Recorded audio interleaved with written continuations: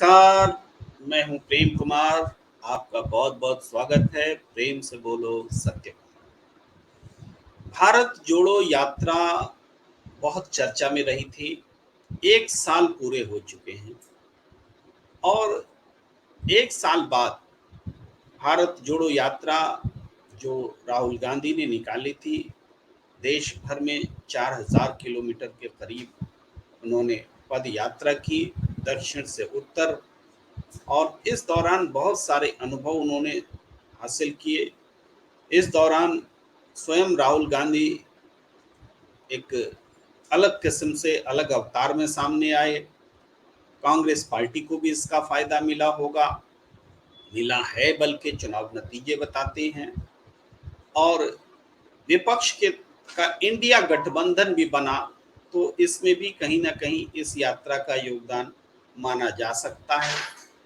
लेकिन भारत जोड़ो, इसकी आवश्यकता क्यों पड़ी? बहुत सारे आलोचकों ने कहा कि भारत तो पहले से जुड़ा हुआ है, इसको जोड़ने की जरूरत क्या है, इसलिए भारत जोड़ो यात्रा व्यर्थ है। लेकिन राहुल गांधी ने कहा था कि देश भर में केरोसिन छिड़का हुआ है, नफरत की आग लगी हुई है, और इस नफरत की के बीच समाज में जो बंटवारा है, जो विभाजन है, उस विभाजन को खत्म करने के लिए देश को जोड़ने की जरूरत है। और उन्होंने भारत जोड़ो यात्रा शुरू की। लेकिन सवाल ये है, 1 साल बाद हम ये देखते हैं कि क्या भारत जोड़ो यात्रा के बावजूद वास्तव में भारत जुड़ पाया? क्या भारत जोड़ने का जो तरीका होता है, वो तरीका वो तरीका क्या केवल यात्रा करने से होता है, या कि कोई और भी तरीका हो सकता है? डेमोक्रेटिक तरीके से, लोकतंत्र को मजबूत करके अगर हम भारत जोड़ने की पहल करते हैं, तो वो वास्तव में तरीका होगा। बाकी चीजें सहायक हो सकती हैं, लेकिन मूल रूप में लोकतंत्र को मजबूत किए बगैर भारत एकजुट नहीं रह सकता। मणिपुर जैसी घटनाएं भारत जोड़ो यात्रा के बाद भी हुई, नूह जैसी घटनाएं उसके बाद भी हुई, और आगे भी जो तमाम घटनाएं हमारे इर्द गिर्द घट रही हैं, वह भी चिंताजनक घटनाओं का मैं जिक्र कर रहा हूं। वो ये बताती हैं कि और मजबूत प्रयास किए जाने की जरूरत है। इसी विषय पर बातचीत करने के लिए हमारे साथ पैनलिस्ट, नामचीन पैनलिस्ट जुड़ रहे हैं। हम उनका स्वागत करते हैं। हम स्वागत करते हैं राजीव रंजन जी का, जो इन दिनों भोपाल में हैं और चुनाव कवर कर रहे हैं, मध्य प्रदेश चुनाव। आपका बहुत बहुत स्वागत है राजीव रंजन जी। आप वरिष्ठ पत्रकार हैं, पत्रकारिता में लगातार आप सक्रिय रहते हैं। जहां कहीं भी चुनाव होता है, व्यक्तिगत रूप से फिजिकली आप प्रेजेंट रहते हैं और चुनाव को कवर करते हैं। उम्मीद है कि मध्य प्रदेश का चुनाव भी आप बहुत बेहतर तरीके से कवर करेंगे। आपका स्वागत है। हमारे साथ जुड़ रहे हैं सत्यदेव चौधरी जी, जो प्रत्याशी हैं चांदनी चौक लोकसभा सीट से। आपका बहुत बहुत स्वागत है। आप सत्य बहुमत पार्टी के संस्थापक नेता हैं। हमारे साथ जुड़ रहे हैं विकास कुमार जी, जो सामाजिक कार्यकर्ता हैं और इन दिनों इतने मशरूफ हैं कि दाढ़ी भी इनकी बढ़ गई है, आप देख सकते हैं। बहुत बहुत स्वागत है विकास जी।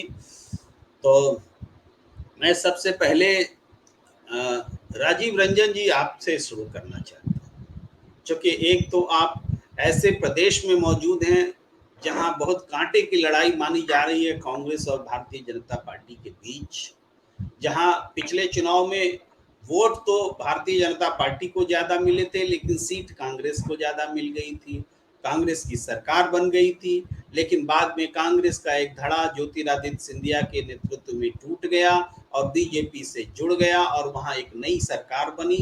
तो ये स्थिति है। इस बीच मैं ओम नाथ जी का भी स्वागत कर लूं। ओम नाथ जी भी वरिष्ठ पत्रकार हैं, हमारे साथ जुड़ रहे हैं। आपका बहुत बहुत स्वागत है। और मैं राजीव रंजन जी के पास आता हूं कि राजीव रंजन जी, भारत जोड़ो यात्रा, जिससे मध्य प्रदेश के लोगों को भी बहुत उम्मीद है, भारत जोड़ो यात्रा ने कर्नाटक में भी जीत दिलाई, हिमाचल में भी उसी दौरान चुनाव हुए थे, हालांकि उस दौरान गुजरात में भी हुए थे जहां कांग्रेस को करारी हार का सामना करना पड़ा था, लेकिन हिमाचल प्रदेश में भी जीत हुई थी। और तब से लेकर अब आज उपचुनाव भी चल रहा है और उपचुनाव में इंडिया गठबंधन मोटे तौर पर अच्छा करता दिख रहा है, त्रिपुरा को छोड़कर बाकी जगहों पर। तो क्या लगता है ये भारत जोड़ो यात्रा से कितना भारत जुड़ा, इस क्या यही एक रास्ता है भारत जोड़ने का? आप इसको कैसे देखते हैं? मेरे दृष्टिकोण से कोई भी संगठन जब कोई भी गतिविधि जमीन पर करती है तो उसका मूल्यांकन जो चुनाव होता है उसके बाद और जो चुनाव का जो परिणाम आता है उससे किया जाता है। यदि आप कोई भी आंदोलन कर रहे हैं या कोई भी आप एक्टिविटी जमीन पे उतर के कर रहे हैं, कोई भी नेता कर रहा है या संगठन कर रहा है या पार्टी कर रही है, तो चुनाव का परिणाम ही बताता है कि आखिर जनता के बीच उसका क्या इमेज जो है वो बना है और जनता किस रूप में उसकी गतिविधि को, उसके आंदोलन को या कोई भी योजना लागू करती है कोई भी सरकार या 5 साल सरकार चलती है, कहती है कि हम अच्छा काम किए हैं, तो रिजल्ट ही बताता है कि सरकार ने क्या किया नहीं किया। तो मेरे हिसाब से राहुल गांधी का जो भारत जोड़ो यात्रा रहा उसके बाद में देश में एक बड़ा चुनाव हुआ है और वो कर्नाटक का चुनाव हुआ और वो जो है वो कांग्रेस के पक्ष में गया है। तो आप अभी तक के परिणामों के हिसाब से आप कह सकते हैं कि भारत जोड़ो यात्रा का जो रिजल्ट है वो कांग्रेस के पक्ष में है। लेकिन अभी जो चुनाव जो ड्यू है अगले 4 प्रदेशों में जो चुनाव होना है भारत के 4 बड़े प्रदेशों में नंबर ऑफ सीट के हिसाब से, ये एक कह सकते हैं आपकी लिटमस टेस्ट होगा कांग्रेस के लिए और यहाँ पर कांग्रेस कैसा प्रदर्शन करती है। यदि कांग्रेस एक प्रदेश में तो उसकी सरकार है राजस्थान में, यदि यहाँ पर अच्छा प्रदर्शन करती है कांग्रेस तो कांग्रेस के पास भी कहने के लिए एक बहुत बड़ा आधार हो जाएगा। जैसे कि भारत जोड़ो यात्रा का वर्षगांठ कांग्रेस पार्टी पूरे देश में मनाने की उसकी योजना है और मना रही है, तो उसमें एक आधार जुड़ जाएगा कि भारत जोड़ो यात्रा के बाद इतने प्रदेशों में चुनाव हुआ और हमने शानदार प्रदर्शन किया। तो भारत, आपका जो सवाल है मूल सवाल कि भारत जोड़ो यात्रा के बाद भारत कितना जुड़ा, आपने खुद ही बताया कि देश में जो है वो मणिपुर में किस तरह से घटनाएं हुई, हरियाणा में किस तरह से घटनाएं हुई। तो राजनीतिक तौर पे भारत जोड़ो यात्रा का रिजल्ट क्या है, ये जो चुनाव होना है 4 प्रदेशों में अगले 3 से 4 महीनों के अंदर में, इसका परिणाम बताएगा कांग्रेस को, मेरे जी दृष्टिकोण से। जी। अब मैं सत्यदेव चौधरी जी के पास आना चाहता हूँ। चौधरी साहब, राजीव रंजन जी जो बोल रहे हैं कि भारत जोड़ो यात्रा से कांग्रेस को राजनीतिक फायदा हुआ, ये तो दिखता है और आने वाले चुनाव में ये और भी स्पष्ट होगा कि कितना फायदा हुआ। लेकिन भारत जोड़ने का सीधा संबंध तो किसी पार्टी के फायदा या नुकसान से कहीं बड़ा है। भारत जोड़ना कहीं बड़ा लक्ष्य है। तो हम क्या समझें, भारत जोड़ने के लिए पद यात्रा एक जरूरी बात हो सकती है, लेकिन नाकाफी भी हो सकती है। डेमोक्रेसी को स्ट्रॉन्ग करना कितना जरूरी है भारत जोड़ने के लिए? जी जी, धन्यवाद प्रेम जी। देखिए, जो यात्रा, दो बातें हो गई, एक तो यात्रा और एक राजनीति। यात्रा को तो मैं 100% नंबर देता हूँ कि यात्रा ने जो साहसिक काम करके दिखाया कि दक्षिण से कन्याकुमारी से लेकर कश्मीर तक गर्मी, बरसात, आंधी, इतनी गर्मी और इतनी सर्दी के अंदर भी उन्होंने, बर्फ गिरते हुए मौसम के अंदर भी उन्होंने बिना कपड़ों के, बिना कपड़ों के जो यात्रा करी, वो तो एक बहुत ही साहसिक काम था। और कोई भी एक ऐसी घटना नहीं घटी उस यात्रा के अंदर, कोई हिंसक घटना घट गई हो, किसी ने कोई ऐसे बोल दिए हो राहुल गांधी जी ने, या ऐसा कुछ हुआ हो। सब तो प्यार, प्रेम और जो एक नफरत का वातावरण बना हुआ था देश के अंदर, उसके अंदर जरूर आग के अंदर थोड़ा पानी पड़ने का काम हुआ। अब देखिए, यात्रा तो सफल हो गई, मैंने मान लिया इस बात को। वो भी कोई यात्रा होगी तो वो भी शायद सफल हो जाएगी। यात्राएं तो सफल होती ही हैं। अगर आप सद्भावना से बिना किसी द्वेष के यात्रा करें तो फिर यात्रा तो सफल ही होगी। कितने सारे लोगों से मिलने का अवसर मिलता है, इतने सारे बच्चे बूढ़ों से, गरीब लोगों से मिलने का अवसर मिलता है, आपको देखने को मिलता है कि भाई वाकई हमारे देश की क्या स्थिति है। लेकिन जी जो देखने को मिला भारत की राजनीति, भारत की जो क्या स्थिति है, उसको देखने के बावजूद भी, उसको देख लेने के बावजूद भी इन यात्राओं ने राजनीतिक रूप से कोई ऐसा परिवर्तन करके नहीं दिखाया। ये खाली राहुल गांधी जी की ही नहीं, इससे पहले भी जितनी बड़ी बड़ी यात्राएं हुई, हालांकि ये सबसे बड़ी यात्रा थी, लेकिन इन यात्राओं से अगर हम ये समझें कि भाई पता नहीं क्या राजनीतिक परिवर्तन हो गया, तो मुझे तो देखने को नहीं मिला, जबकि मिलना चाहिए था। एक ऐसा राजनीतिक परिवर्तन हो जाना चाहिए था इन यात्राओं से, और एक ऐसी राजनीति बन जानी चाहिए थी भविष्य के अंदर। आप यात्राएं करिए, खूब मजे से यात्राएं करो, कोई रोकने वाला नहीं, आपकी स्वतंत्रता है, लेकिन खाली देश के अंदर ये राजनीतिक व्यवस्था को सुधारने के लिए यात्राएं करनी पड़े, ये मेरे ख्याल से तो इतना खाली यात्राओं से संभव नहीं है। इसको यात्राओं जी के साथ साथ आपको एक राजनीतिक व्यवस्था को भी समझना पड़ेगा, बिल्कुल। इस राजनीतिक व्यवस्था को भी समझना पड़ेगा। और जब राजनीतिक व्यवस्था आपने ऐसी बना रखी है, क्योंकि कांग्रेस पार्टी ने सबसे ज्यादा अभी तक सरकार बनाई हुई है भारत के अंदर, और भी पार्टियों ने बनाई, कितने लोगों, कितने नेताओं ने यात्राएं करी, लेकिन राजनीतिक व्यवस्था क्या बदली इन्होंने, आप मुझे ये बताइए। राजनीतिक व्यवस्था में तो कोई बदलाव नहीं आया ना। और मैं बार बार ये बात बोलते हुए भी कि भाई यात्राओं के साथ साथ कुछ राजनीतिक व्यवस्था की भी तो बात करिए, उसकी बात नहीं करेंगे। ये लाखों करोड़ों लोग जो आपके साथ जुड़ रहे हैं, चल रहे हैं आपके साथ, तो वो लाखों लोगों की क्या क्या यहाँ प्रभाव है, क्या इस राजनीति के अंदर क्या महत्व है। ये वोट दें ना दें, कितने भी परसेंट वोट दें, कोई जब ये भी हमारे पास कोई इसका आधार नहीं है कि इतने परसेंट वोटिंग होगी तभी उसकी वोटिंग नहीं जाएगी। कम से कम ये तो करो, कितने भी वोटिंग हो जाए सरकार बन जाएगी। तो ये तो देखिए मजाक ही है गरीबों का, गरीबों के साथ मजाक है। और लोगों को भी समझ में नहीं आता कि भाई लोग ऐसे मेलों के अंदर, ये तो मेले हैं ना, यात्रा का मेला हुआ, बहुत अच्छी बात है, मनोरंजन हो गया, और ये सब कोई किसी प्रकार का मेला हो गया, कोई किसी प्रकार का मेला हो गया, लेकिन राजनीतिक व्यवस्था सुधर गई, ये मैं नहीं मानता। और अब चाहे दोबारा परिवर्तन इस यात्रा के भरोसे या इस यात्रा के कारण, मान लो 2024 के अंदर कोई परिवर्तन हो भी जाता है, तो भी आपकी राजनीतिक व्यवस्था वही की वही रहेगी जो पहले थी और जो आज है। कोई परिवर्तन इसमें होने जी वाला है नहीं। गरीब तो हमेशा पिछड़े रहेंगे, गरीब तो हमेशा गरीबी में दुखी रहेंगे। गरीबों की गरीबी मिटने की तो देखिए, जब तक आप काम नहीं करोगे, ऐसे फ्री के अंदर कुछ भी फ्री भी बांटने से तो ये गरीबी मिटने वाली नहीं है। उसके लिए तो आपको काम करना पड़ेगा। खाली सब लोगों को हटा के, जैसे आज के दिन आप देख रहे हैं ये G20 का जो मेला चल रहा है, मेला मैं तो मेला ही मानता हूँ, ये कोई समिट वमिट कुछ नहीं है। क्या मीटिंग करेंगे ये लोग, खाली एक एक शहर को उसमें कितना हजारों लोगों की बस्तियां, उनके हजारों घर ढा दिए, हटा दिए उनके, बड़े सड़कें चपका के खाली मोदी मोदी मोदी के तोड़ लगाने से तो विकास नहीं हो गया। तो राजनीतिक जी परिवर्तन कैसे होगा, राजनीतिक परिवर्तन कैसे हो, ये हमारे को चिंतन करने की और इसके ऊपर चर्चा करने की आवश्यकता है। प्रेम जी। जी जी। अब मैं बहुत सही बात कह रहे थे सत्यदेव चौधरी जी।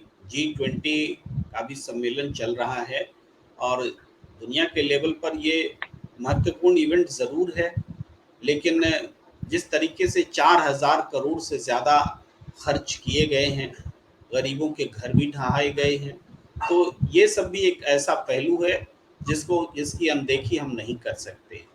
और राहुल गांधी की यात्रा के 1 साल पूरे हो गए। विकास जी, मैं आपके पास आना चाहता हूँ कि सही में इससे राजनीतिक लक्ष्य तो हासिल हो सकता है कि कांग्रेस सत्ता में दोबारा आ जाए, कुछ राज्यों में आ जाए, उनकी संख्या सदन में बढ़ जाए, इंडिया गठबंधन मोदी सरकार की जगह कोई नई सरकार लेकर आ जाए, ये सारी चीजें हो सकती हैं। लेकिन क्या वास्तव में इससे लोकतंत्र मजबूत होगा, इससे राजनीतिक व्यवस्था बदलेगी, वो व्यवस्था जो सत्यदेव चौधरी जी कह रहे हैं, जिसका फायदा आम लोगों को होगा, गरीबों को होगा, गरीबी खत्म होने में इसका फायदा होगा? आप क्या समझते हैं विकास जी? जी धन्यवाद प्रेम जी। देखिए, जो पद यात्रा है वो समझिए लोगों से जुड़ने का एक माध्यम है, और लोगों से जुड़ना एक लोकतंत्र का कैरेक्टर भी है। लोकतंत्र में अगर लोगों से आप नहीं जुड़ते हो तो, और लोगों के पास नहीं मिलते जुलते हो, तो वो एक समझिए कि कहीं ना कहीं वो चीज कमजोर माना जाता है। तो पदयात्रा उस हिसाब से देखा जाए तो लोगों से मिलना जुलना, लोगों के बीच रहना, ये जरूर कहीं ना कहीं एक ऐसी लाइन खींची है राहुल गांधी ने जिससे कि कम से कम ये साबित किया कि जो सत्ताधारी पार्टी है वो तो कम से कम ये काम नहीं कर रहे हैं। यही कारण है कि लोग जो पदयात्रा उन्होंने शुरू करी उसमें लोग हर धर्म जाति के लोग मिले जुड़ते चले गए, और कहीं ना कहीं उसका फायदा भी एक जो तत्काल चुनाव था उसमें पार्टी को मिला। लेकिन यहाँ पे सवाल सिर्फ इतना ही नहीं है कि आपने इस पदयात्रा का इस्तेमाल करके किसी न किसी तरीके से आप लोगों के बीच में जाकर के एक क्रिएट तो किए और सत्ता भी मिला, लेकिन उससे क्या वाकई जो एक समाधान मिलना चाहिए, जो एक न्याय मिलना चाहिए, वो पार्टी सत्ता में होते हुए भी कर पा रही है? वो देखने वाली बात है। तो मुझे जहां तक लगता है कि जिस तरह की हमारी राजनीतिक व्यवस्था है उसके ऊपर तो किसी तरह का कोई विचार नहीं है। पदयात्रा तो उन्होंने करी, लेकिन विचार क्या था उनके पास? राहुल गांधी के पास कोई विचार तो नहीं था। वो तो सिर्फ मिलते गए, लोगों से जुड़ते गए। उन्होंने कहा कि हम नफरत के बाजार में मोहब्बत की दुकान खोलेंगे। ठीक है, अच्छी बात है, एक सौहार्द और प्रेम प्यार की बात की, लेकिन वो रियल में तो एक राजनीतिक व्यवस्था के तहत ही हो सकता है। चंद दिनों के लिए मिले, अब वो प्रेम प्यार सौहार्द कहाँ है? वो भीड़ कहाँ है? वो लोग कहाँ है? तो खाली पदयात्रा करने से तो मुझे लगता है कि ये अभी आधी अधूरी बात है। साथ में अगर विचार जोड़ा जाए, एक ऐसी राजनीतिक व्यवस्था की बात की जाए जिसमें वाकई राष्ट्र की एकता और अखंडता बनी रहे, बरकरार रहे, तो फिर वो संपूर्ण रूप से वो सही मानी जाएगी। जैसा कि हम बात कर रहे हैं एक राजनीतिक व्यवस्था की, राजनीतिक व्यवस्था तो वही रही ना। आपने तो जहां संसदीय लोकतंत्र है, जहां सांसदों के बहुमत से सरकार बनाने की राजनीतिक व्यवस्था है, वहां तो ध्रुवीकरण तो होता ही रहा। आप एक बार प्रयास किया, लेकिन जो चुनाव हुए, जो वोट होंगे, वो तो उसी आधार पे होंगे, जाति और धर्म के आधार पे। आपके मिलने जुलने से तो इमीडिएट इम्पैक्ट थोड़ा पड़ सकता है, लेकिन जो पूरी दूरगामी उसके जो प्रभाव है वो कतई संभव नहीं है इस राजनीतिक व्यवस्था में। इसीलिए जो सत्यदेव चौधरी साहब भी कह रहे हैं, तो उस बात से मैं सहमत होते हुए ये कह रहा हूँ कि जब तक आप पदयात्रा के साथ साथ आप राजनीतिक विचार के ऊपर नहीं चिंतन करोगे, एक व्यवस्था के ऊपर नहीं बात करोगे, तो आधी अधूरी बात है। यही कारण है कि कभी चुनाव में कुछ परिणाम देखने को मिलेंगे, कभी कुछ मिल रहे थे। जो कि राजीव रंजन जी कह रहे थे कि उसका आकलन हम चुनाव से करेंगे, वोटों के आधार पर आकलन करेंगे, वो भी पूर्ण रूप से ठीक नहीं, क्योंकि जहां जिस राजनीतिक व्यवस्था में वोटों का कोई महत्व नहीं है, कोई भूमिका नहीं है वोटर की, तो वहां पे तो आप कहीं ना कहीं जात का, धर्म का कार्ड खेल करके चुनाव को में भी इधर उधर कर सकते हो। वो उसका भी रियल इम्पैक्ट नहीं आएगा पदयात्रा का, तो कहीं आया और कहीं नहीं भी आएगा, ये भी देखने को मिलेगा। मैं आपको बता रहा हूँ। तो सारी बातों का मसला एक ही है कि जब तक आप वोटों का एक पूरा एक राजनीतिक व्यवस्था में जिसमें वोटरों की कोई भूमिका नहीं बने, वोटरों की कोई ऐसी व्यवस्था ना जिसमें वोटर की डिमांड हो, वोटर की जरूरत पड़े। तभी तो आप कह रहे थे कि इतने वोटर हैं जो कि वोट ही नहीं डालते, नोटा पे वोट पड़ते हैं। तो ये सारे तो बटे हुए हैं ना इधर उधर, और जहाँ वोट पड़ रहे हैं वो धर्म जाति के आधार पर पड़ते हैं। सभी पार्टियां उनको टिकट देती है जो देखते हैं कि उस क्षेत्र में कितने जाति के लोग हैं, कौन से धर्म के लोग, उसी आधार पर उनको वोट देती है, उसी उम्मीदवार उतारते हैं। तो कुल मिला के है कि वो ध्रुवीकरण वाला ही है, जाति धर्म का ही बोलबाला है। इसीलिए इसमें पदयात्रा ज्यादा असरकारक नहीं होगा। मैं राहुल गांधी को भी सुझाव देता हूं कि पदयात्रा करिए, पदयात्रा करने में कोई नहीं है, वो तो अच्छी बात है, देश के लोगों से मिलना, देश की राजनीति, वहाँ हालात को समझना। लेकिन जब तक आप राजनीतिक व्यवस्था ठीक नहीं करेंगे, इसके ऊपर चिंतन नहीं करेंगे, चुनाव सुधार के ऊपर बात नहीं करेंगे, कई बातें हम पहले भी कर चुके हैं धनबल और बाहुबल का रूप पे कैसे रोक लगेगा, तो तब तक वो एक होगा नहीं। अभी तो ऐसे लग रहा है गरीबों के लिए क्या है, पद यात्रा से मैं कहूँ कि गरीबों को क्या व्यवस्था मिली, उनको क्या न्याय मिला, वो तो वहीं का वही स्थिति है। क्या सरकार नीति वैसी बना पाएगी? नहीं बनाएगी। उनका तो सारा ध्यान रहेगा कि कैसे जोड़ तोड़ करें और सत्ता में कब्जा करें। 5 साल तो यही चलता है। आज जो भी कर्नाटक में भी सरकार बनी है वो तो यही फिराक में लगी है कि आने वाले 5 साल में कैसे मैं फिर इस तरीके से सिस्टम बनाऊं जिससे कि मैं दोबारा काबिज हूं। तो मूल जो मुद्दा है वो गौड़ हो जाता है। चुनाव से पहले की वादे क्या होते हैं, चुनाव आने के बाद कर्नाटक में क्या किन किन वादों पे सरकार खरी उतरी, तो लोगों को कहीं ना कहीं भ्रम में ही रखता है, लोगों को धोखा ही मिलता है। तो मैं पद यात्रा की आलोचना नहीं कर रहा हूं, मैं ये कह रहा हूं कि खाली पद यात्रा से कोई समाधान, कोई रास्ता नहीं निकलने वाला है। जी प्रेम जी। शुक्रिया विकास जी। विकास जी कह रहे हैं कि पद यात्रा तो ठीक है, लेकिन पद यात्रा अंतिम समाधान नहीं है। पद यात्रा अंतिम समाधान तो राजनीतिक व्यवस्था में बदलाव है, लोकतंत्र को मजबूत करना है, मतदाताओं की भागीदारी को स्ट्रांग बनाना है, और जो वर्तमान व्यवस्था है सरकार बनाने की, जिसमें मतदाता का महत्व कम है, तो मतदाताओं का महत्व ज्यादा हो सरकार बनाने में, वह सीधे सरकार बनाए। ऐसी व्यवस्था में बदलाव लाने वाली यात्रा या उस दिशा में अगर कोई यात्रा कदम बढ़ाती है तभी उसका स्वागत हो सकता है। हम ओमनाथ जी के पास आते हैं। तो ओमनाथ जी, विकास जी की भी बात अपनी जगह सही है, लेकिन क्या ऐसी यात्रा से, जबकि एक ऐसे समय में जब नेता आम लोगों से कट गए, नेता उन्हीं इलाकों में जाते हैं जहां हेलीकॉप्टर जाता है, उन इलाकों में नहीं जाते जहां सड़क खराब है, उनको धक्के लग सकते हैं, पैदल चलना पड़ सकता है। तो ऐसे में पद यात्रा करते हुए लोगों के बीच से गुजरना और अमीर गरीब, युवा नौजवान, बुजुर्ग, महिला, तमाम लोगों से डायरेक्ट फिजिकल कांटेक्ट होना क्या आम जनता में एक उम्मीद नहीं पैदा करता है कि नेता हो तो ऐसा ही होना चाहिए जो आम लोगों से कांटेक्ट करे? और इस लिहाज से ऐसी यात्रा का क्यों नहीं स्वागत होना चाहिए, क्यों नहीं इस तरीके से देखा जाना चाहिए? जी ओम। देखिए, यात्रा का तो स्वागत होना चाहिए, कोई भी पार्टी करे, अच्छी बात है। जनता के बीच, जनता के लिए काम करते हैं, जनता के बीच में जितना रहे उतना सही है, और इससे ये राजनीति का एक अच्छा माध्यम है कि आप पब्लिक के टच में रहें। लेकिन हमको कुछ 2-3 चीजें कहनी है। ये यात्रा जो राहुल गांधी किए हैं केरल से कश्मीर तक, उसमें वो पब्लिक का कोई लेना देना नहीं है। ये राष्ट्रीय पार्टी थे, जो छोटी छोटी पार्टियां जो यूपीए में थी वो भी इनको आंख दिखाती थी, उसको बताने के लिए कि नहीं, हम ही हैं नेशनल पार्टी और हम ये यात्रा कर सकते हैं। आप बताइए, कोई रीजनल पार्टी इतनी लंबी यात्रा कर सकती है? नहीं करेगी, क्योंकि जिस स्टेट में राहुल गांधी जाते हैं वहां कांग्रेस के कुछ कार्यकर्ता होते हैं, वो मिलते हैं, बातचीत करते हैं, इस दौरान पब्लिक से भी मिल लेते हैं। और यात्रा बिल्कुल होनी चाहिए, इसका कोई विरोध नहीं कर रहा है, लेकिन वो जिस मकसद से राहुल गांधी यात्रा किए थे वो उनका मकसद पूरा होते जा रहा है। जो केजरीवाल दिन रात पानी पी पी के कांग्रेस को कोस के और कांग्रेस के कोस के वो सत्ता में आए, और आज वो कांग्रेस के दरवाजे पे गए, उनके बुलाने पे गए कि गठबंधन में आए, ये राहुल गांधी की जीत है। नीतीश कुमार जो अपना पूरा जीवन काल बीजेपी के साथ बिताए, आज वो राहुल गांधी के साथ आए हैं, तो ये राहुल गांधी की जीत है। अब जनता में क्या मैसेज जाएगा, ये आपको ये लोकसभा राज्यसभा के जो 4 चुनाव है इससे भी पता नहीं चलेगा।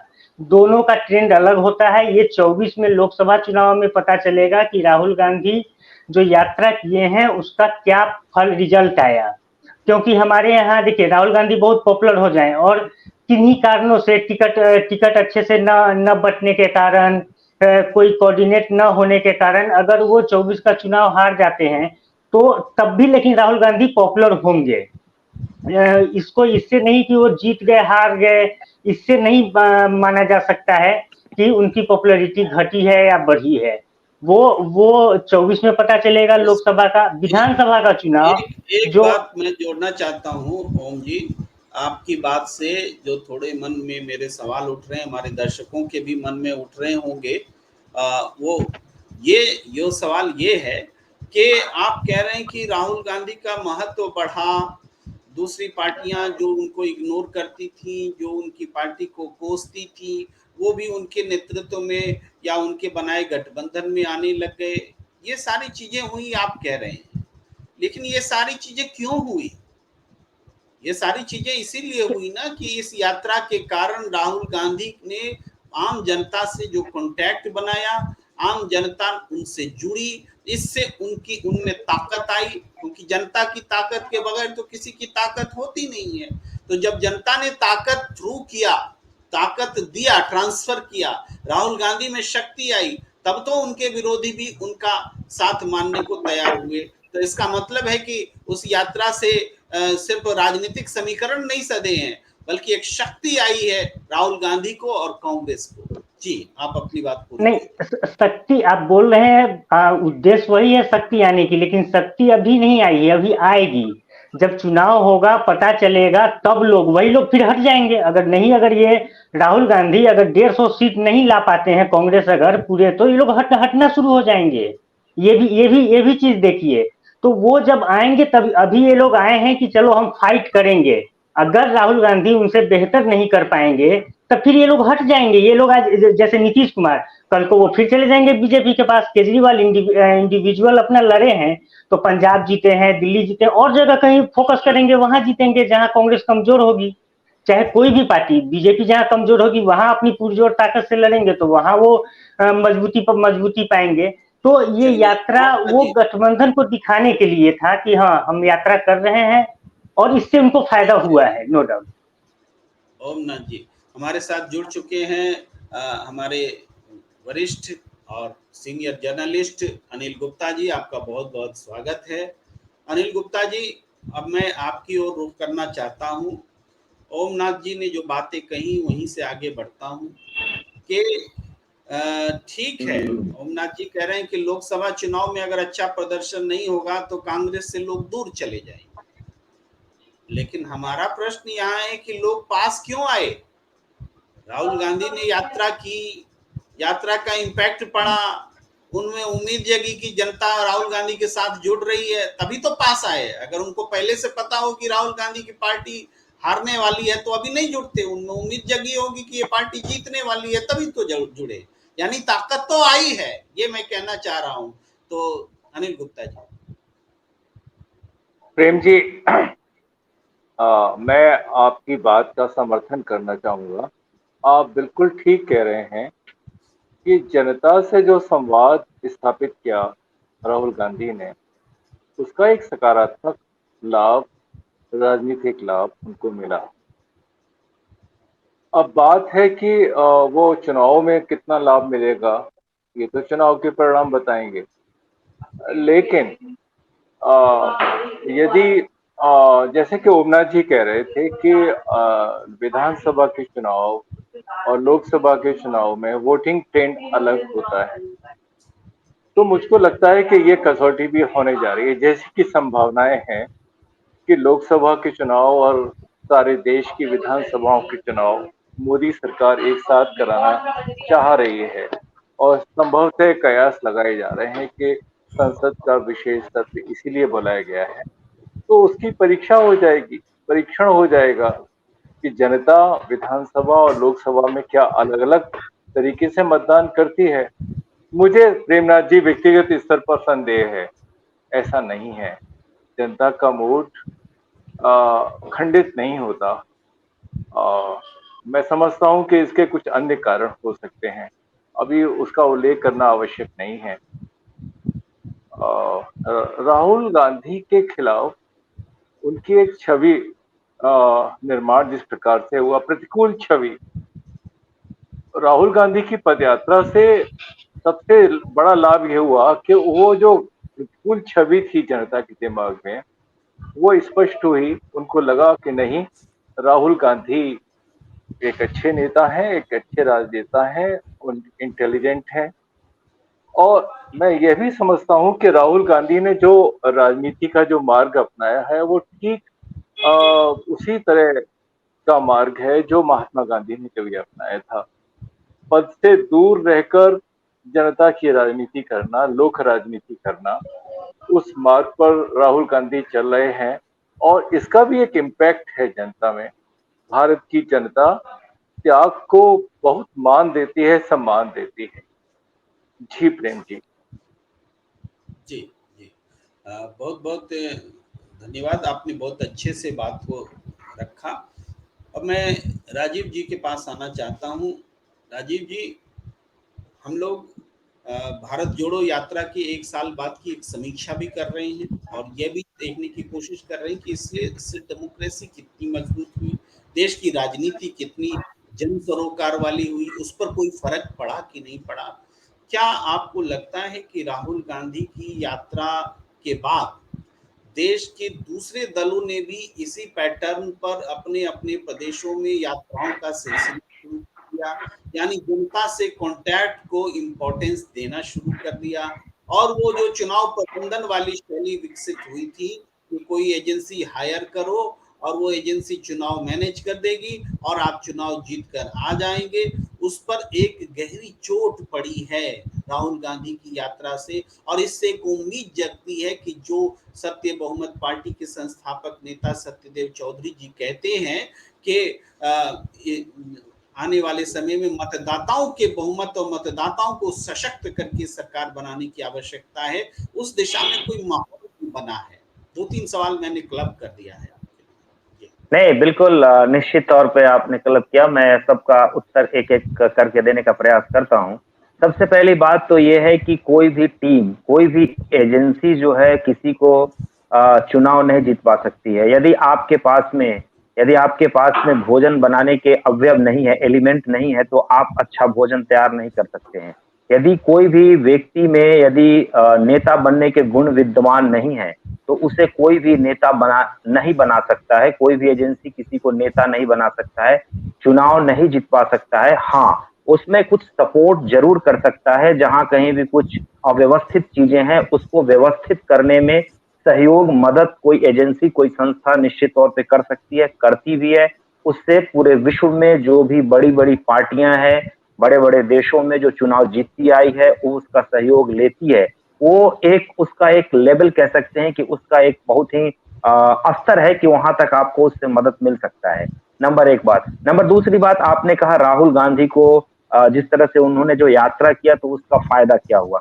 ये तो परिणाम बता रहे हैं, क्योंकि जिस तरह से राहुल गांधी मूलतः यात्रा क्यों किया था, उसके यदि आप जड़ बिंदु में जाएंगे तो राहुल गांधी का जो इमेज बनाया गया बीजेपी के द्वारा, वो ये बनाया गया कि राहुल गांधी जो हैं वो कंफर्ट जोन में रहने वाले नेता हैं।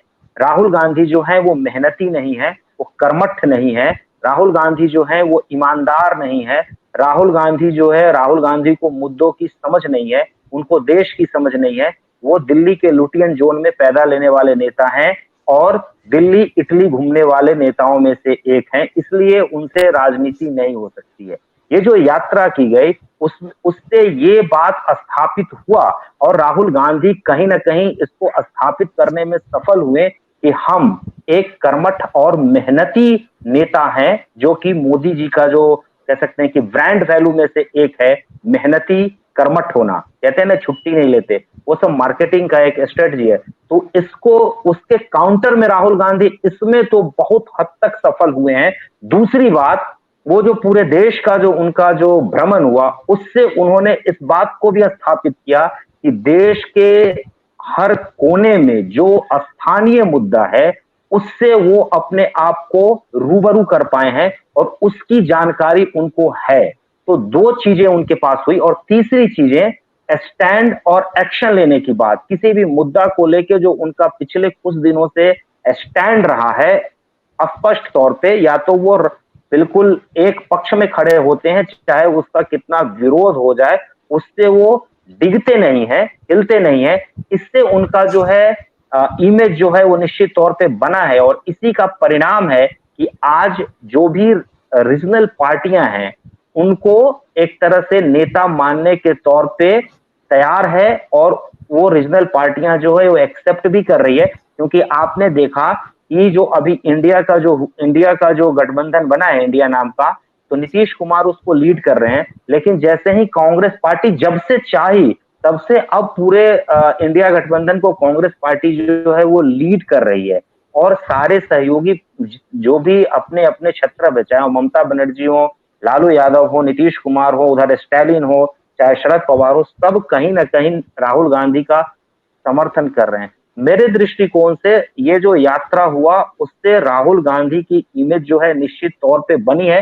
एक बात, दूसरी बात मैं ये भी कहना चाहूंगा, जो हमने महसूस किया जमीन पे कि लोगों की सहानुभूति भी राहुल गांधी के साथ जुड़ी है, और वो इस मसले पे जुड़ी है कि राहुल गांधी का जिस तरह से इमेज को डाउन करने का पिछले कई वर्षों से करोड़ों करोड़ रुपया खर्च करके, जैसे वो खुद भी कहते हैं, किया गया, वो उतने भी नाकाबिल आदमी वो नहीं है। लोगों के दिमाग में कहीं ना कहीं ये बात जरूर आई है, जिसका फायदा राहुल गांधी को मिला है।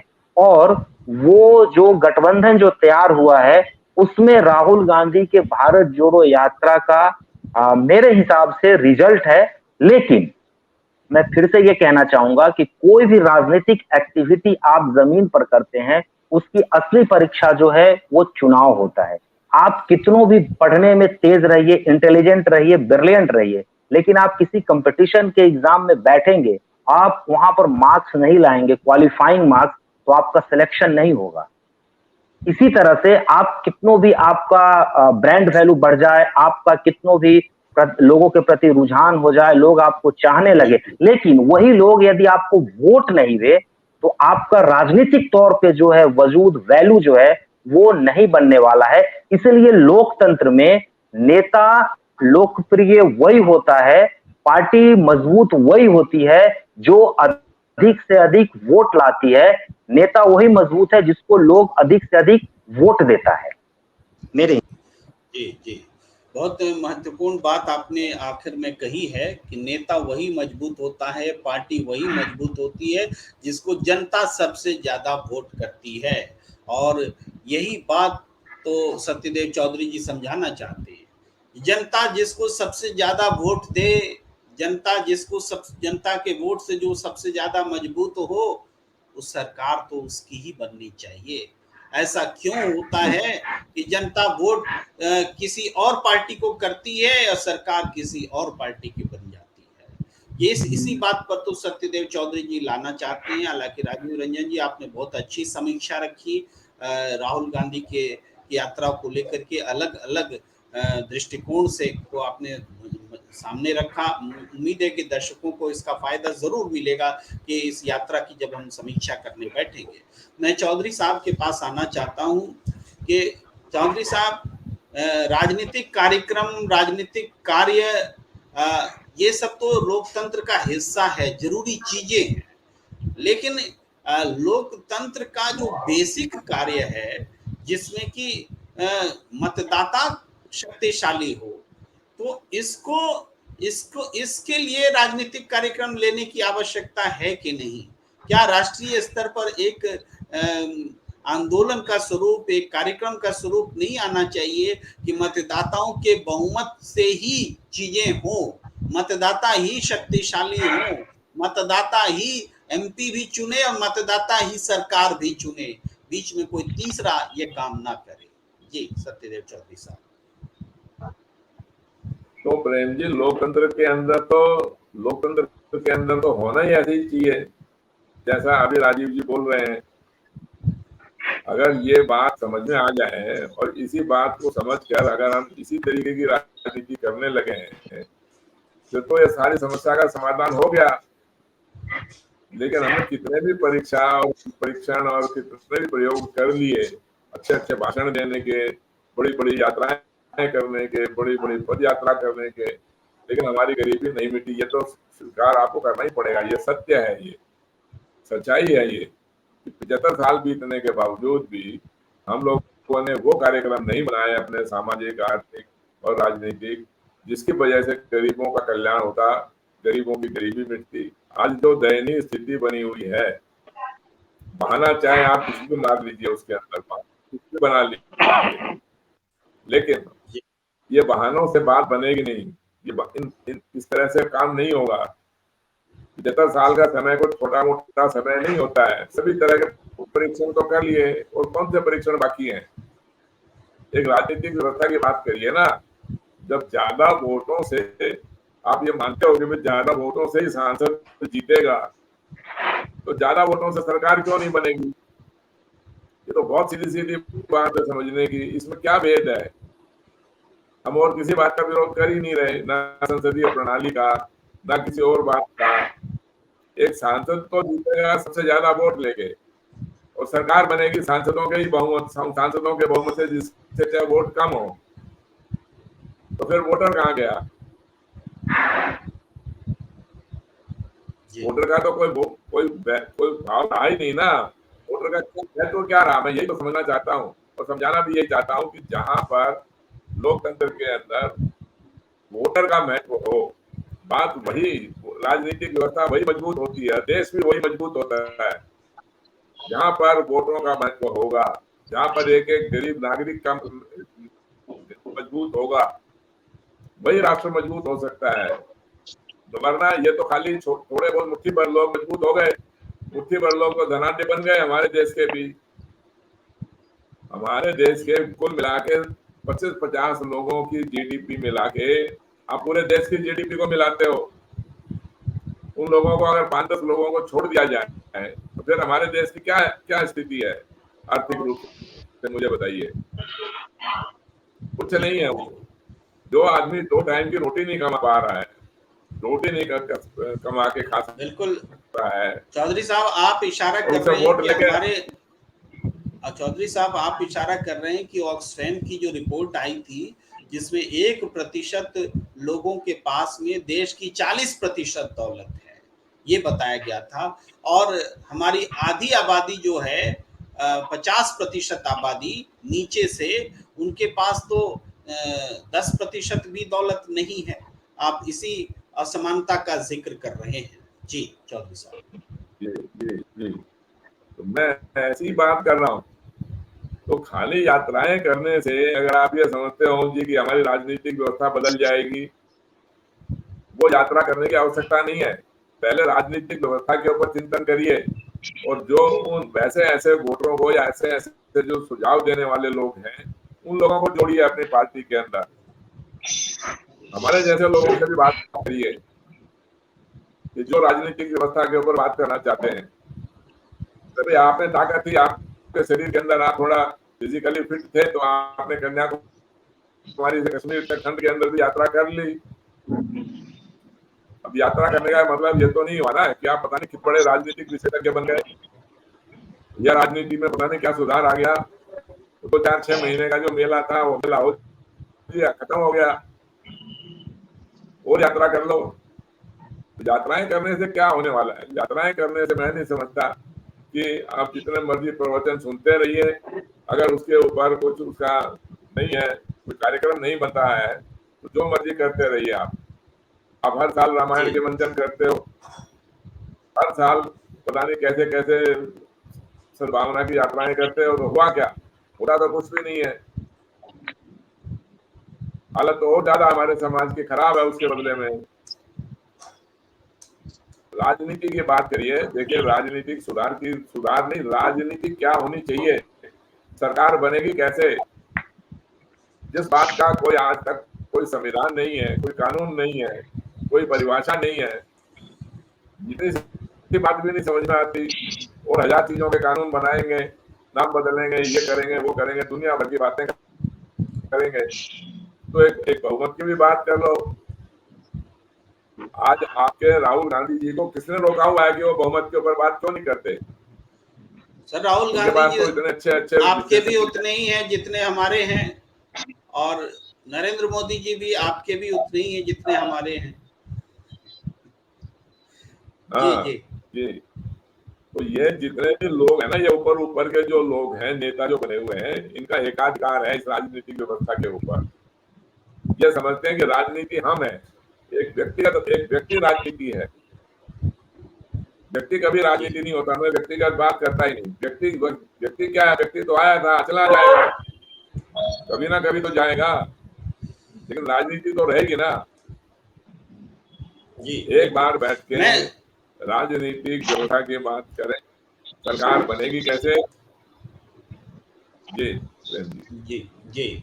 चौधरी साहब ने 2-4 महत्वपूर्ण बातें कही जिसको मैं दोहराना चाहता हूँ, इससे पहले कि विकास जी के पास आऊँ। चौधरी साहब कह रहे हैं कि राहुल गांधी जी ने जो यात्रा की, वो यात्रा बदलावकारी हुई। ये बदलावकारी तब होगी जब वैचारिक रूप से भी वो कुछ करते दिखेंगे। उनको सत्यदेव चौधरी जी जैसे लोगों से भी बात करनी चाहिए, देश के सुलझे हुए लोगों से और समूहों से भी बात करनी चाहिए, जो लोकतंत्र में और राजनीतिक व्यवस्था में बदलाव के बारे में सोच रहे हैं। उनको अनिल गुप्ता जी से भी बात करनी चाहिए, उनके पास भी एक थॉट है। तो इन थॉट्स पर बात करनी चाहिए, तब जा करके ये बदलावकारी होंगे। हालांकि मैं यहाँ एक बात जोड़ते हुए आना चाहता हूँ विकास जी के पास कि देखिए यात्रा ऐसा नहीं, हम मान लें कि यात्रा का महत्व तो नहीं है भाई। गांधी जी ने तो यात्रा करके सांप्रदायिक दंगे रोक दिए थे, और इस बार भी राहुल गांधी ने यात्राएं जब की तो हमने ये महसूस किया कि उस यात्रा के दौरान देश में हेट स्पीच घट गए थे, और एक बार फिर जब एक गैप हो गया है, फिर से हेट स्पीच बढ़ गए हैं। तो राहुल गांधी की यात्रा के दौरान सारा फोकस राहुल गांधी भारत जोड़ो, वो क्या बोल रहे हैं, वो क्या इम्पैक्ट पड़ रहा है, इन चीजों पर था। और हेट स्पीच देने वाले कहीं छुप गए थे, गुम हो गए थे। तो एक इम्पैक्ट पड़ता है इन यात्राओं का, राजनीतिक इम्पैक्ट भी पड़ता है, लेकिन व्यवस्था में बदलाव का इम्पैक्ट इसके लिए यात्रा से कुछ ऊपर करना पड़ेगा। जी विकास जी। जी प्रेम जी, देखिए जो राहुल गांधी जी ने यात्रा करी वो ऐसी यात्रा है, आपने ही कहा कि गांधी जी ने भी किया, कई तरह के परिवर्तन रैलियां निकलती है, कई संकल्प यात्राएं निकलते हैं, तो यात्रा होता रहता है, होती रहती यात्राएं, लेकिन उन यात्राओं के पीछे ऑब्जेक्टिव होता है। जो राहुल गांधी जी ने यात्रा करी, वो अगर वो इस उद्देश्य से यात्रा कर रहे हैं कि चलिए जी हम इस स्थिति में अपनी पार्टी को ले आए कि बहुत अच्छे से बार्गेनिंग कर सकते हैं क्षेत्रीय पार्टियों के साथ, अपनी मजबूत दावेदारी प्रस्तुत कर सकते हैं, हम जो सत्ताधारी के गठबंधन से ज्यादा मजबूत गठबंधन हम बना सकते हैं। तो इस तरह की राजनीतिक सोच के साथ, इस राजनीतिक उद्देश्य के साथ वाकई जो देश के लोग मतदाताओं का है, वो उनका कोई भला तो मुझे नहीं होता नजर आ रहा है। इस बात लेकिन को विकास स्पष्ट जी थोड़ा सा रोकना चाहेंगे कि ऐसा तो राहुल गांधी ने कहा नहीं, कांग्रेस ने कहा नहीं। प्रश्न भी आप ही का है, उत्तर भी आप ही का है कि अगर वो इसलिए यात्रा कर रहे हैं कि अपनी पार्टी मजबूत कर ले, गठबंधन मजबूत कर ले, बार्गेनिंग पावर ले आए, ये हिपोथेटिकल क्वेश्चन आपने रेज किया और हिपोथेटिकली ही जवाब दिया। न राहुल गांधी प्रश्न उठा रहे थे, न राहुल गांधी जवाब देने में है। जी नहीं, जो आपने अभी कहा कि राहुल गांधी जी को अनिल गुप्ता जी से भी पूछना चाहिए, सत्यदेव चौधरी से भी पूछना चाहिए, ये बात तो कहने का मतलब ये बौद्धिक स्तर पे कोई उन्होंने मीटिंग तो नहीं करी ना, या ऐसे लोगों को साथ नहीं जोड़ा।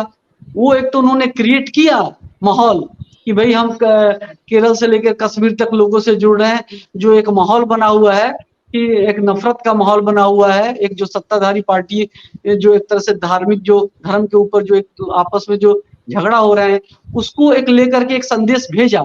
लेकिन ये क्या वाकई इस यात्रा से इसका रास्ता निकल पा रहा है? इसके लिए उन्होंने कोई ऐसी डिस्कोर्स, ऐसी कोई डिबेट करी क्या? कोई उस यात्रा के बाद कोई ऐसी बात रखी कि क्या उनके पास राजनीतिक ऐसी सोच है, क्या विचार है जिससे इस चीज का समाधान निकलेगा? उसकी क्या ब्लूप्रिंट है, देखिए क्या रास्ते हैं? जी विकास जी देखिए, पेट दर्द की दवा खाएगा तो पेट दर्द ही ना ठीक होगा, कैंसर तो ठीक नहीं हो सकता, उसका इलाज तो अलग है। तो उसका जी इलाज तो जी चौधरी साहब बता रहे हैं। तो अभी जी फिलहाल पेट दर्द का इलाज समझिए कि राहुल गांधी पेट दर्द ठीक करने निकले थे। जी चलिए, अगर ऐसी बात है कि अगर वो पेट दर्द से शुरुआत करते करते कैंसर का भी इलाज करेंगे, तो मेरी तो शुभकामना है राहुल गांधी को कि ऐसे ही करें और पूरी समस्याओं का समाधान करें। जी जी हम भी मैं उनके साथ अब हो जाएंगे, अगर वाकई वाकई बहुमत के ऊपर अगर बात रखते हैं वो, तो हम उनका स्वागत जी करते हैं प्रेम जी। जी मैं ओम जी के पास आना चाहता हूं, और अब वक्त भी ज़्यादा हो चला है, तो अब ओम जी के बाद मैं अनिल गुप्ता जी के पास आखिरी कमेंट लूंगा। ओम जी, जहां तक हम लोग बात कर चुके हैं उससे आगे हमारे दर्शकों को बताइए कि राहुल गांधी की यात्रा के 1 साल बाद अब कैसे कार्यक्रम लेने की जरूरत है कि देश में लोकतंत्र मजबूत हो, मतदाता शक्तिशाली। इसको हम नहीं मानते कि लोकतंत्र कभी खतरे में रहा है, ये नेताओं के लिए है। आप अपने घर के नीचे उतर के देखिए, आप जितने लोग यहाँ पैनल पे बैठे हुए हैं, क्या किसी को किसी से दुश्मनी है? हम डेली पर डे जाते हैं, किसी के दुकान से सामान लेते हैं, कोई मेरे यहाँ काम चौधरी करता साहब की है। टिप्पणी ले लीजिए, चौधरी साहब की हाँ टिप्पणी। बिल्कुल। मैं सिर्फ ओमनाथ जी से ये पूछना चाहता हूँ कि क्या आपको डर नहीं लगता है इनके विरोध में? कुछ भी विरोध नहीं, इनके ऊपर सुझाव देने में भी, या कोई ट्वीट कर नहीं दीजिए, नहीं फेसबुक नहीं, पर कोई मैसेज दे दीजिए, या कोई यूट्यूब के ऊपर कोई बना दीजिए, कुछ बोल दीजिए, कुछ भाषण दे दीजिए। ऐसा मैं आता हूँ थोड़ा सा अपनी बात रखते हुए ओम जी के पास, दोनों के उनकी बातें आ गई कि लोकतंत्र खतरे में है और लोकतंत्र सुरक्षित है, यही दो स्थितियां नहीं होती हैं। लोकतंत्र मजबूत करने की बात यानी जो कुछ भी कमजोरी है उसको दुरुस्त करने की बात होती है, और हम तो बेसिक बात उठा रहे हैं कि हमारे जो प्रजातांत्रिक सिस्टम है उसमें जनता के वोट से सरकार ही नहीं बन रही है, तो लोकतंत्र कहाँ मजबूत है? जिसको हम लोकतंत्र कह रहे हैं वास्तव में लोकतंत्र है भी कि नहीं, हम इस पर सवाल उठा रहे हैं। तो लेकिन नहीं इस हाँ प्रश्न बिल्कुल। देखिए, लोकतंत्र खतरे में इमरजेंसी में था, वो लोग देखे। उसके बाद से आप आइए, लोकतंत्र मजबूत करने की बात कर सकते हैं। लेकिन जो बार बार लोग बोलते हैं कि लोकतंत्र खतरे में है, खतरे में, अरे किससे खतरे में है भाई? जो वहां हम जो इंडिया गठबंधन की बात कर रहे हैं, जितने लोग गए हैं सारे लोग यूपीए में थे। उस समय क्यों नहीं बेहतर किए? जनता क्यों इनको चुन के ले आई? अगर इनको ले आई, अगर जो बीजेपी आई है सरकार, अगर इनसे लोग त्रस्त हो जाएंगे, जैसे उनको 14 में लोग नकार दिया वैसे इनको लोग नकार देंगे, तो लोकतंत्र मजबूत है। ये नेता अपने आप में कितना मजबूत होते हैं, आपको एक सिंपल उदाहरण बताते हैं। प्रेम जी एक प्रश्न सेकेंड, का जवाब हम अनिल गुप्ता जी से ले लेते हैं। हाँ बोलिए, पहले अपनी बात पूरी कर लीजिए। एक चीज, वही कांग्रेस अगर आपको ये अगर कर्नाटक में वृद्धा पेंशन, महिलाओं को वृद्धा पेंशन 3000 देती है, वही कांग्रेस बिहार में सरकार में है, वहां 700-600 देती है।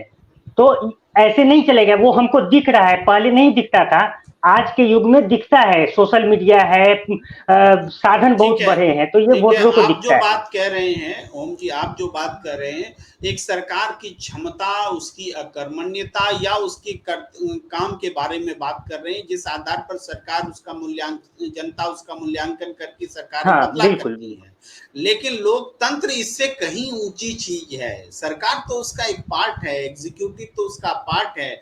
मणिपुर में जैसे हालात हो जाते हैं तो वहां लोकतंत्र बचता नहीं है। लोकतंत्र खतरे में क्या, लोकतंत्र की हत्या हो गई मान ली जाती है, मान ली जानी चाहिए। हम ये नहीं कह सकते कि लोकतंत्र जिंदा है, ऐसे हालात पैदा होते हैं। अब मैं अनिल गुप्ता जी के पास आना चाहता हूं कि अनिल गुप्ता जी आप ही इस प्रश्न का जवाब भी दे दीजिए ताकि हमारे दर्शकों के पास क्लैरिटी आ जाए। आप आज के डिबेट में आप आखिरी वक्ता हैं, आपसे आखिरी टिप्पणी कि लोकतंत्र जो है क्या खतरे में कभी होता है, लोकतंत्र की हत्या कभी होती है, कि लोकतंत्र को कभी मजबूत करने की गुंजाइश रहती है, कि सब कुछ ठीक है जैसे चल रहा वैसे ही ठीक है? जी अनिल गुप्ता जी। जी प्रेम जी, लोकतंत्र खतरे में है, ये एक फ्रेज है। पहले तो ये समझना पड़ेगा जो वर्तमान लोकतंत्र है वो कितना वाकई विशुद्ध लोकतंत्र है। मैंने पहले भी प्रेम जी आपके शो में ये कहा है कि जो पार्लियामेंट्री फॉर्म ऑफ डेमोक्रेसी है, जो पार्टी तंत्र से संचालित होती है, ये मूलतः पार्टी के पीछे धनतंत्र होता है। जनता के चुने हुए या निर्वाचित जनप्रतिनिधि जनता के प्रति उत्तरदायी नहीं होते, वो अपनी पार्टी के प्रति उत्तरदायी होते हैं। इसलिए जहां चौधरी साहब का विचार बहुत उत्तम है कि लोकतंत्र को पुख्ता बनाने के लिए बहुमत, लोक बहुमत के आधार पर सरकारों का गठन होना चाहिए, वहीं यह भी जरूरी है कि सरकार और जनता के बीच में पार्टी की व्यवस्था खत्म होनी चाहिए। मैं इस पर दृढ़ मत हूं कि ये जब तक पार्टी तंत्र रहेगा तब तक आप देखिए ना, चुनाव कितने महंगे हो गए हैं। पहले तो पार्टी में संगठन में ही स्थान पाने के लिए करोड़ों रुपए चाहिए। पार्टी के नेताओं को कोई पद देने के लिए किसी भी व्यक्ति को, अपने पार्टी के कार्यकर्ताओं को बहुत बड़ी धनराशि सौंपनी पड़ती है।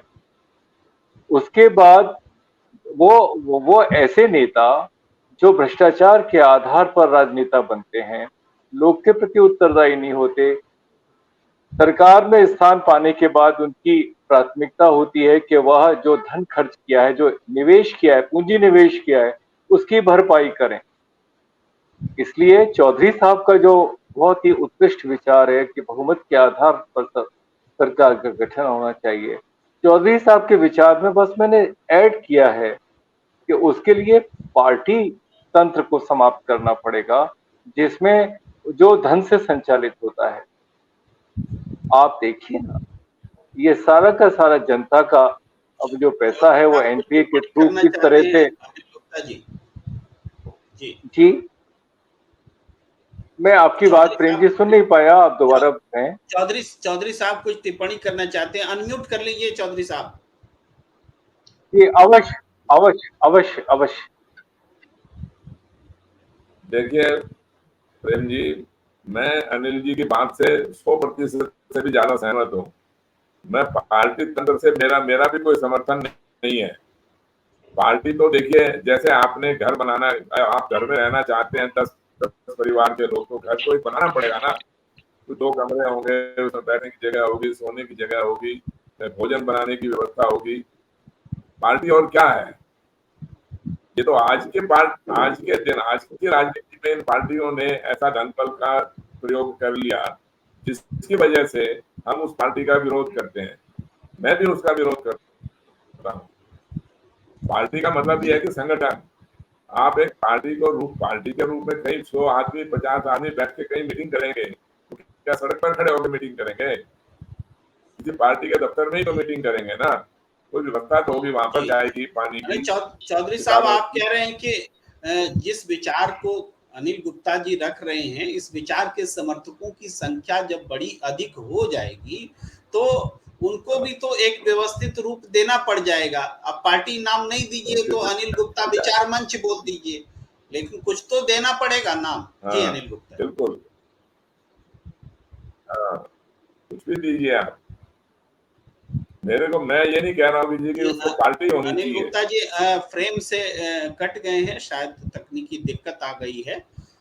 चलिए, इस चर्चा को यहीं पर विराम देने का वक्त।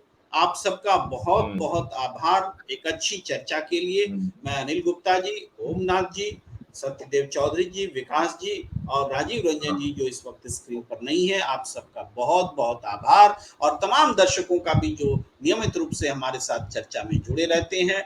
और आप निश्चित रूप से हमारे YouTube चैनल को लाइक करिए, सब्सक्राइब करिए और जुड़े रहिए, ताकि हम नियमित रूप से आपके साथ आपके संवाद को मजबूत कर पाए। हमें दीजिए इजाजत। नमस्कार। धन्यवाद।